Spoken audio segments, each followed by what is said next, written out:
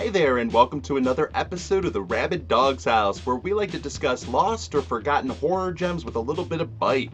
I'm Justin, and tonight we are going to discuss 1994's Night of the Demons 2, directed by Brian Trenchard-Smith and starring Amelia Kinkade, Cristi Harris, Christine Taylor, Zoe Trilling, Robert Jayne, and Jennifer Rhodes.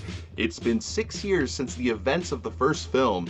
Angela is still haunting Hull House when a new group of teens, including her younger sister Melissa, decide to once again venture to the possessed house on Halloween. Led by school bully Shirley, these teens of St. Rita's Academy are banned from the school dance by the devoted Sister Gloria. Before this Halloween night has ended, the teens and Sister Gloria will need to band together before Angela turns everyone into her own demon spawn. Night of the Demons 2 is for the horror fan that enjoys 90s sequels and over-the-top campy fun. Also joining me tonight is my amazing co-host, Zena Dixon.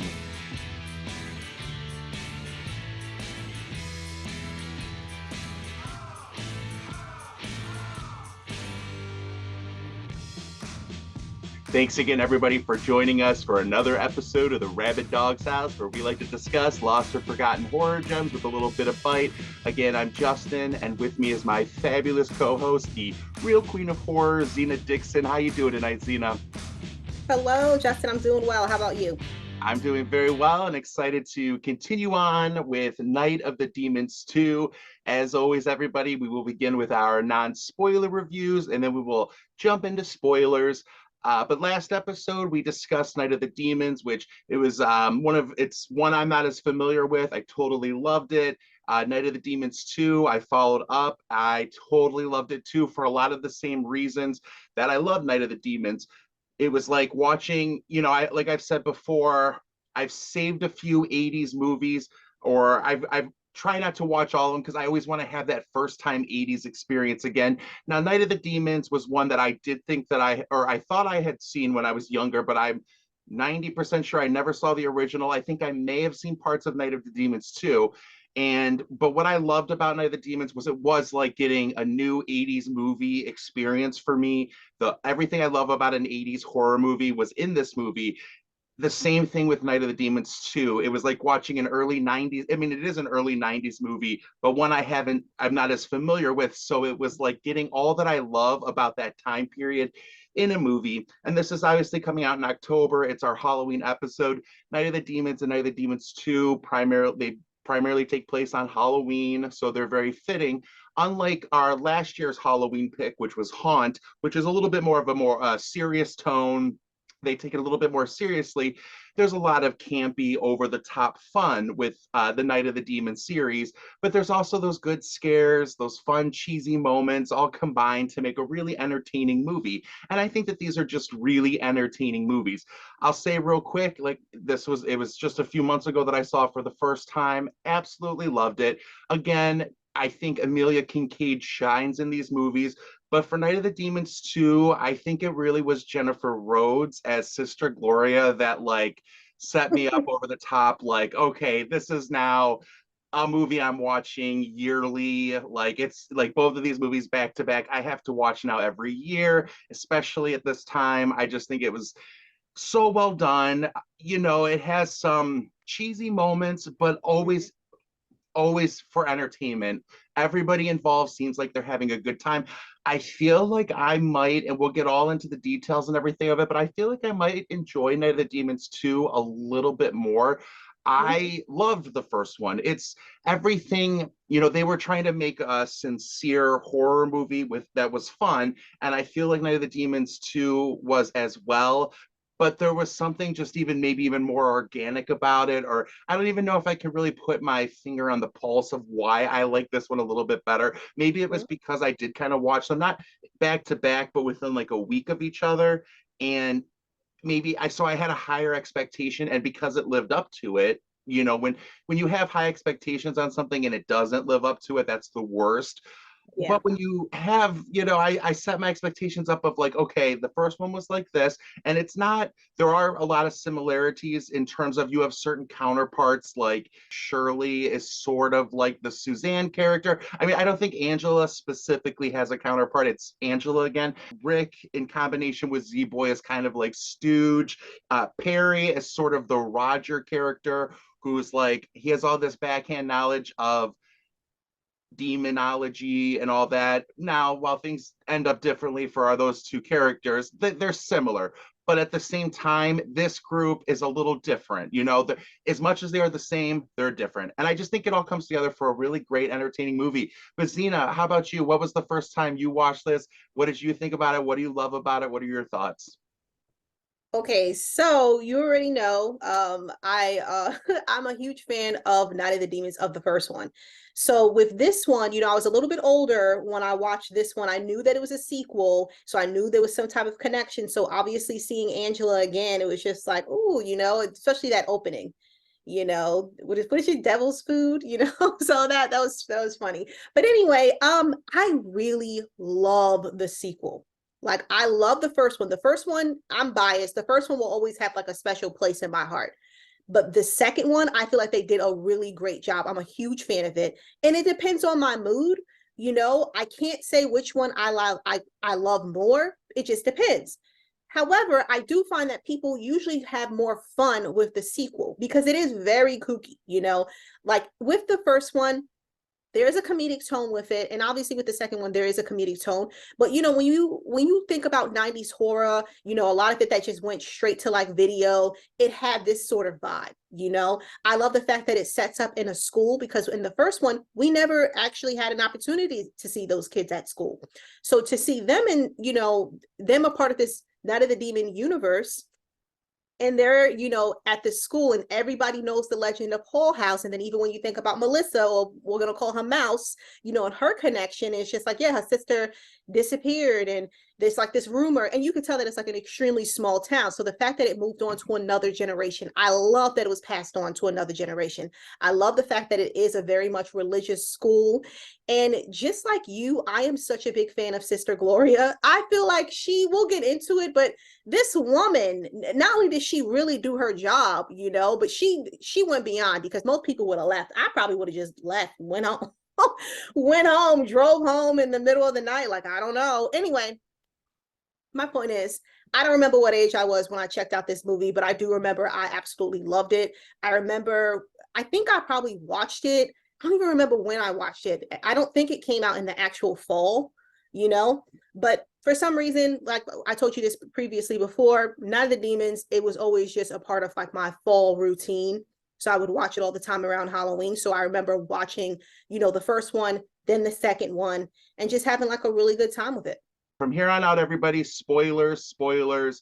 If you haven't seen these, obviously, I hope if you're watching our Night of the Demons 2 episode, you've at least seen the first one, but go and watch this one, come back, spoilers. You've been warned. But last time, so you mentioned already about how we get to see the kids in the school. And one thing you and I discussed on our last episode was how we could piece together, and I did enjoy that about the last one, that it wasn't so every relationship was explained. I did, though, on the flip side, enjoy that this episode, every relationship was explained. Sometimes it works like it did for the original one, that you don't need all that and you can fill in the gaps, because we were talking about the relationships and how like, oh, I wonder how this trio got together or this, but we were able to piece it all together. This one, you don't have to. I enjoy that they start in the school and you're able to see this group of kids and how, yeah, obviously this movie panders to the traditional early 90s horror audience, which would have been teenage boys. And you see these teenage boys peeping on these girls, and you get plenty of TNA shots. And for you teenage boys out there watching, have fun. You're going to enjoy it. It's there. But it's one of those things that, as long as like nobody's being exploited or anything, I'm totally like, I'm not a prude. I'm not offended of seeing it. I think that like it was all in good fun. And I think that teenage boys, being a former, once upon a time a teenage boy myself, that's what they talk about. That's what they do. But anyway, besides that point, though, you get to see the relationships. You know which boy kind of likes this girl, but like even with Kurt, when he kind of flips over to Terry, he's kind of got his eyes set on Shirley. But then when Terry and he kind of end up alone, they decide to get together, and I think that's pretty much that happens too. But again, I like that. What I do like about this group of kids is that they're simultaneously carved out. You know exactly who these teenagers are, but they also add a little bit of depth. And I'd like to get into the performances, but in just talking about the characters, one character I really, really liked was Terry, played by Christine Taylor, who would go on to play Marcia in the Brady Bunch, and they even call her Marcia at one point in this movie as Yeah. a joke. And she would go on to be in The Craft, and at this point she had done Hey Dude, which was one of my favorite Nickelodeon shows, but so this was sort of a transition for her into adult roles. And interesting enough, in The Craft, she is a bully. In this movie, she's also kind of a bully, but at the same time, when like Mouse is really upset, and Terry's been picking on Mouse the whole movie, but when Mouse is like really upset, Terry comforts her. And I just really enjoyed like the nuances of this movie, that like it could have really been easily done that like Terry remained a bully the whole movie. Kurt remained the jock the whole movie. No, he was hurt when Shirley, you could see that sort of when Shirley clearly was using him to get all these kids to go, you could see that he was a little bit hurt, Yeah. even though he's still playing off the whole bravada. But in talking about the performances, last time I ended with Amelia Kinkade. I'll start with her this time. I think that she's just as fantastic in this movie. They do recycle a shots. I listened to the audio commentary when I first watched it, not recently, but when I first watched it a few months ago, and they did admit that they recycled two of the shots, which makes sense. She has like this very early 90s crimped down hair, but there is a scene where her hair is back to kind of how it was in the first movie. Right. For our favorite shot from the first movie, which is when she's Sure. going down the hall. So if they're going to take a shot, that's the one that's worth taking. But she does a great job in this too. She still has that same melodic voice that very well transitions when she's a demon, that you're like, she does it so well. Freaked out. Like the scene I keep thinking of is with Mouse, when the first time Mouse sees her, it's terrifying. But there's a scene later on when she's able to like cross the river, and she's already done her attack on the dance. She kind of comforts Mouse, and she's holding her in her human form. You come down to Mouse, you go back up, and she's in demon form, and it's genuinely freaky and creepy, and just love it. She does a great job. Again, Sister Gloria, and as we go through chronologically throughout the film, I'm sure we'll get to her great big moments. But clearly, she takes her position as a nun very seriously, as a disciplinarian very seriously, and I really enjoy, because at first, it's a great way to kind of set up her versus the kids, but they all eventually join together. And I think Jennifer Rhodes, who I love as Grams on Charmed, I've seen, she was also in Heathers, which another Heathers connection. Lance from the first movie, the actor, was in Heathers as well. And she just does a great job. But all of the characters, I think BB does a really great job. What's interesting about this movie too is these are troubled kids. So even though you've got like sort of the good kids and the bad kids, in terms of who's doing what to who, all the kids are troubled. And that's sort of the premise of this movie. And I think BB does a really great job at playing like that. She's sort of our final girl role, but she's also willing to drop her top for Johnny. She's willing to, she's not a Laurie Strode final girl. Right. She's willing to do what she wants to do, but she also has a lot of compassion for Mouse. I think Mouse is a great character. The actress who plays her also, pitch perfect. You believe that this is a very mousy girl. You believe that she's timid, afraid of her own shadow because of these traumatic events.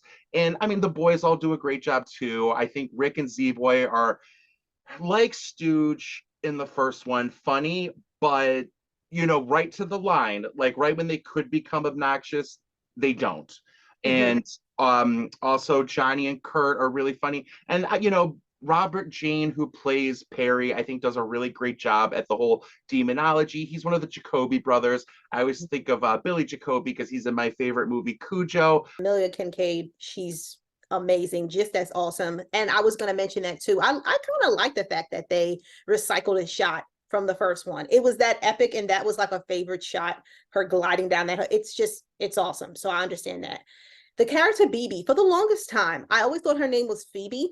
Like until like a couple of years ago, I was watching, I was like, oh, it's BB, okay, fine. Anyway, that was so random. I really like BB. I feel like she's very relatable. It seems like, we knew that it was a school for like troubled kids, right? But honestly, she really didn't seem like the others, which I'm going to get into with that. She seemed like she had a brain of her own. And even with the guy, Johnny, like, yeah, she dropped her top for him, but she liked him. She wasn't doing it for everybody. Exactly. Yeah.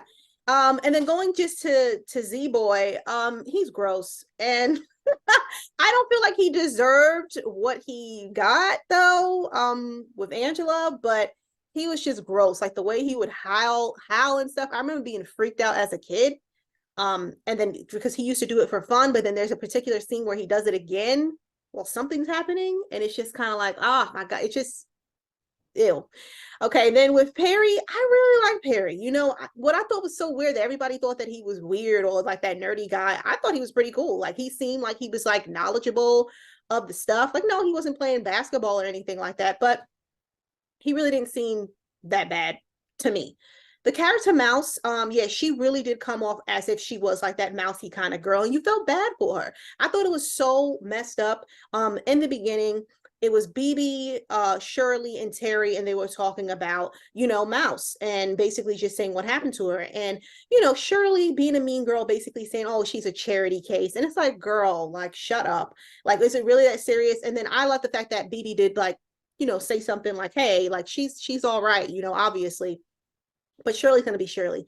Moving on to Shirley, played by Zoe Trilling. I absolutely loved her so much. I don't know if you heard, but she did pass away last month. I didn't hear that. Yeah, I just found out literally yesterday, and I was just like, oh, because and then we talked about her before in the past. She's been in a lot of things. And the Amityville, it's the one with the evil lamp. That one rocks, by the way. She was also in Night Terrors. Robert Englund's in that. She was in Dr. Giggle. She's in a lot of movies. And so may she rest in peace. I really loved her as a mean girl. She played it so well, and it was so crazy because in these other movies, she was not a mean girl. So the fact that just to see her completely transform, you could tell that with her character, she had a lot of family issues that was going on, clearly. And then moving on to Sister Gloria, we're going to get more into her, and I'll tell you about one of my favorite scenes with her. But yeah, I love her. I thought that her performance was really great. I love the fact that she took her job very serious. With the character Johnny, he seemed very stereotypical. Like he's like that jock kind of guy, but clearly, that's BB's boo. So, you're rooting for him.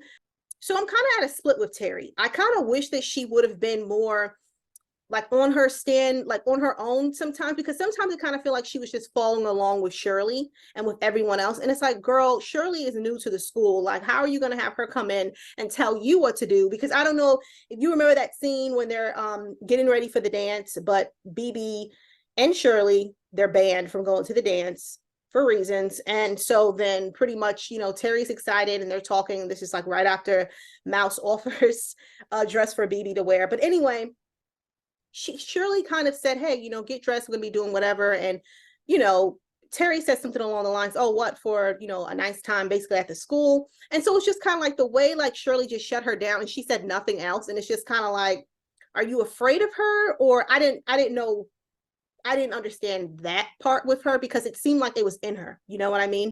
The characters all blend together. I feel like similar to the first one, these are characters that we've seen before, but I like that they felt a little bit more modern. Absolutely. And Shirley, who I also thought did a really terrific job, and that's really sad to hear. But I think that she really had a certain charisma in this movie. And it's that sort of peer pressure that there are sometimes, I think, the new kids who struggle to get in, but there's sometimes those people that just come in, and even though Terry might have had the ground there first, they come in and they're a typhoon, they knock everything down. And I think that Shirley is one of those characters. I forgot to mention the father, who was, I did find, I think he did a great job, the actor, but as a character, he drove me crazy, especially with like Perry, instead of listening to him, I think Perry made a lot of good points about demonology and this, but I think that like those teachers exist that just dismiss students no matter what's going on. And even if it is a topic that's hard to believe, I Right. think that the father, obviously that's to set up his ultimate demise, where because it's about him not believing. One thing that I really did like as we kind of go into the suspense and just maybe some of our favorite moments, one thing I really did like though, and this is around the character of Terry, I did like the concept that you can bring the demons back, like that they can be healed. And speaking of the father, I think that he probably could have been one of those characters that were healed if he wasn't super soaked, holy watered to death like Right. they did on. But I like that concept, and I haven't seen Night of the Demons 3, so I don't know if that gets further done in further movies. But I always kind of like movies like with vampire movies per se. I always enjoy vampire movies that there's the risk, but also always the chance that somebody can be kind of turned back, or werewolf movies where you kind of get afflicted with this, but there's always a chance you can kind of be turned back into a regular human. Maybe it's just the optimist in me, but I like that concept. The suspense of the movie I thought was great. I think that it does this dance between being funny, going for the sense of humor. I think that was kind of, early 90s horror audiences by that time had lived through the slasher craze of the 80s.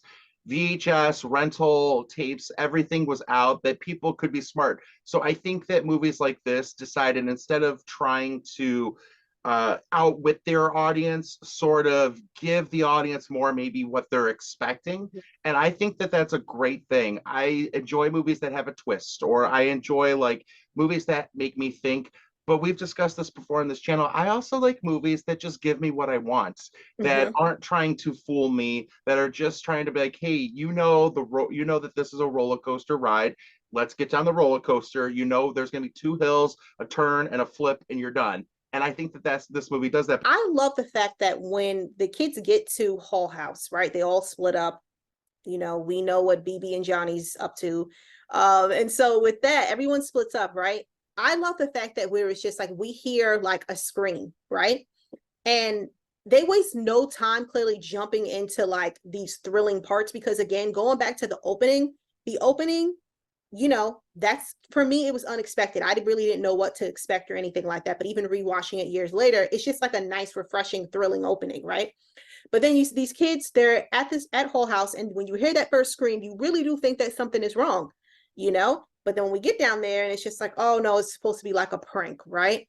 But then just before they leave Hull House, something happens again with Z-Boy. Z-Boy's wandering around in the house, and he runs into Angela.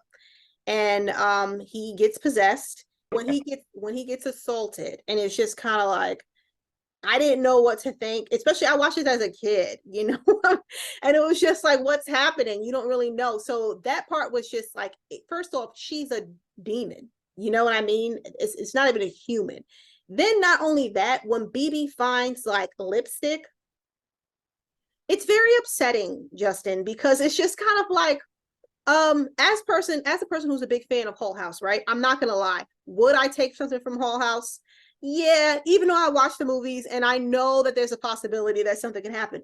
But at the same time, she took lipstick, some random lipstick that somebody else used, and she was gonna use it on her lips. Okay, I mean, is that something girls would do? Is find lipstick No, and use it? Yes, exactly. no, Okay. no. And it was like, see, it would have been different. If it's like, even with that, okay, as a horror fan, we know not to take stuff, and everybody knows it's Hull House, so there's something wrong with this house. Why would you take something? But say if you're like, oh, I don't believe in that stuff.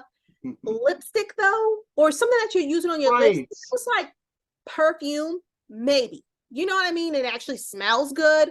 A hairbrush, that's gross. Nail polish, ew. Why are you taking random old nail polish? How is that nail polish still good? There's so many questions that go into that. But with perfume, there's no expiration date with most perfume. I don't know, unless it's like cheap, but like really good perfume, there's no, like, at least I think so. You Somebody's could probably watching. smell Like it there is. anyway, whether it's expired, you could smell it at least, Right, you can yeah. smell it. So it's just like, that's all I'm saying. So that's not something that I don't want to be the speaker for all women, but most women I know would not take some random old dusty lipstick, even if the lipstick like color is hot. Like you just no. Take a picture. Maybe you could find something. I don't know. Go to the MAC store, go to Sephora. You can find something.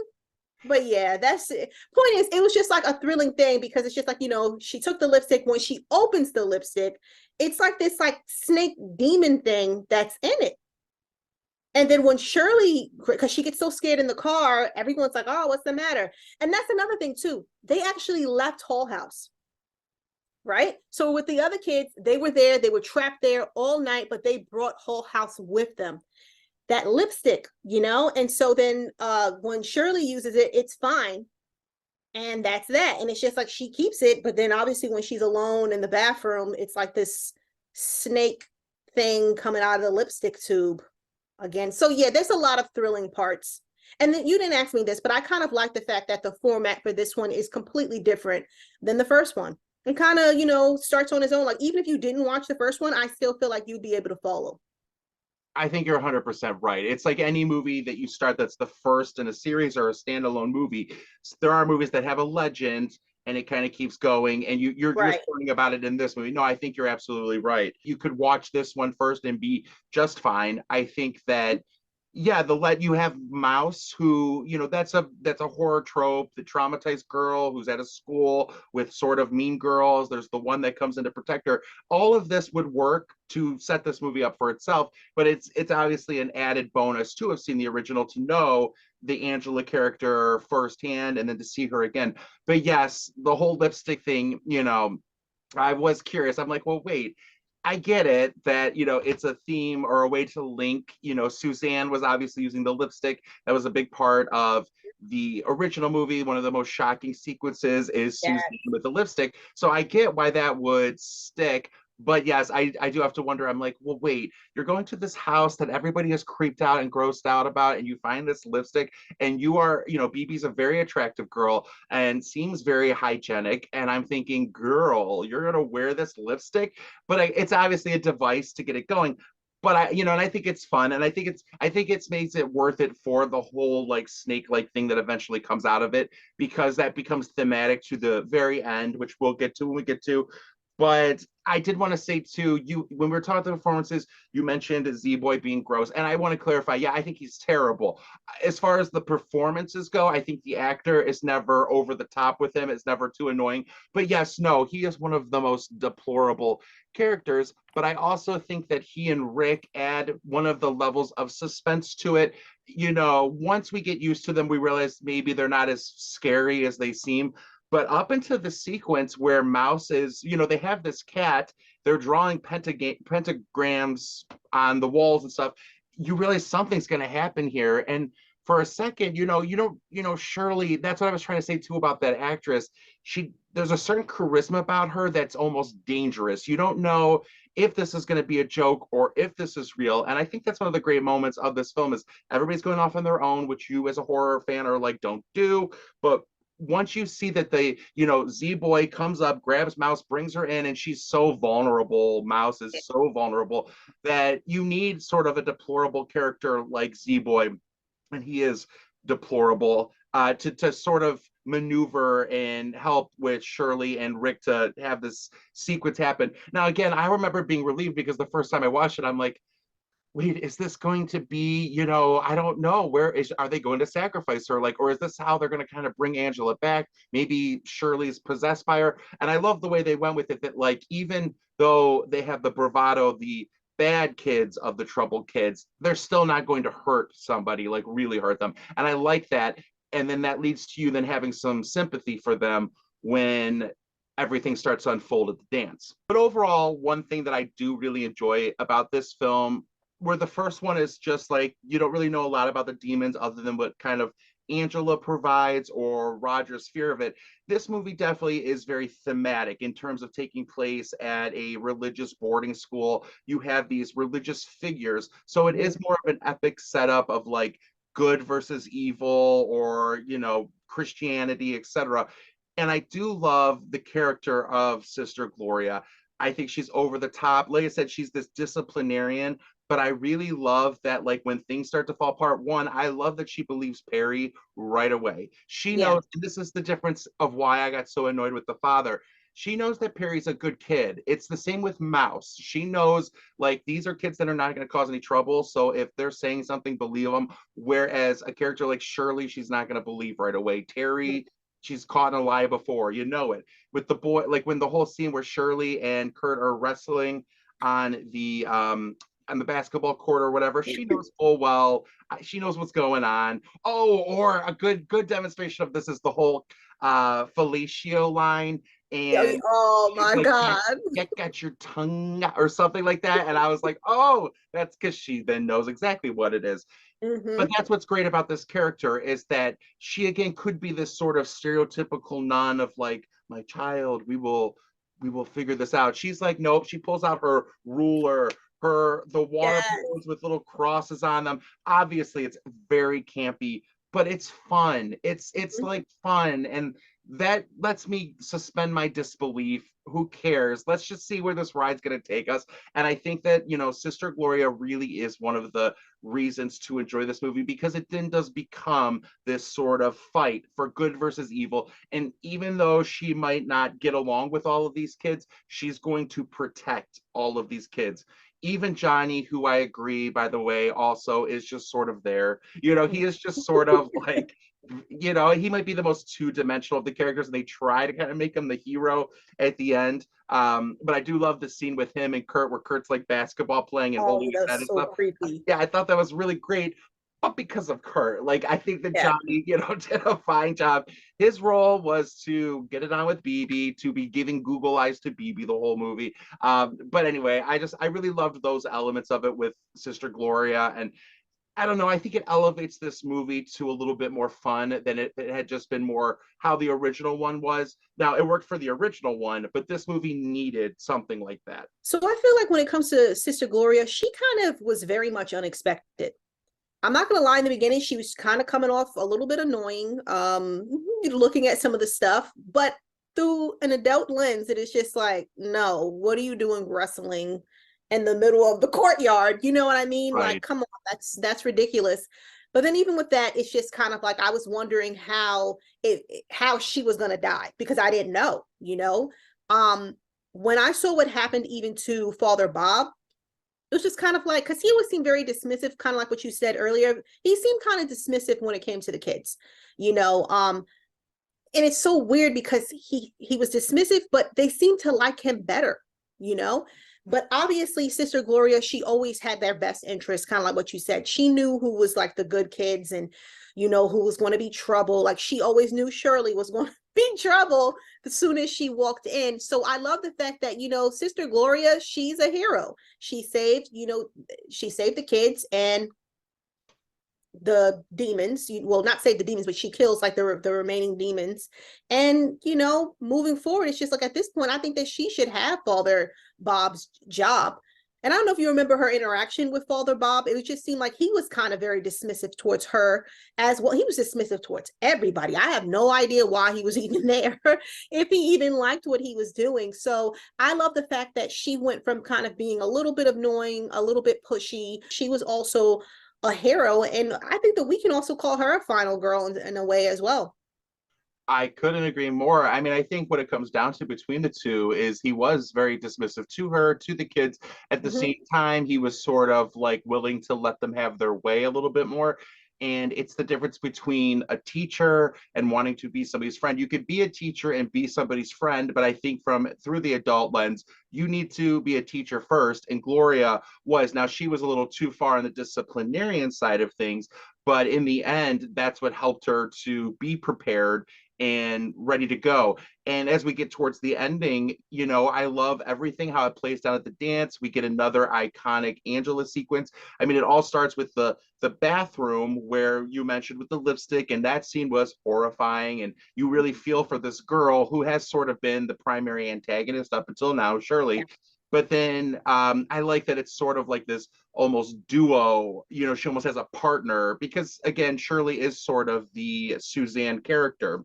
from in this one, and they're both, they have the whole dance sequence, but I love that it like becomes this almost, I wouldn't say it's a bloodbath, but like, or a massacre, but it starts to be the attack. And even though she's not as prominent in this one, she's still very effective in this one. That is Amelia Kinkade as Angela. Angela is still every bit as demonic, for lack of a better word, every bit as formidable, but she now has a sort of formidable opponent with Sister Gloria. And I love that it becomes between the two of them. I love the whole sequence where she goes to behead Sister Gloria, and in full campiness, again, the movie never loses touch with what kind of movie it is.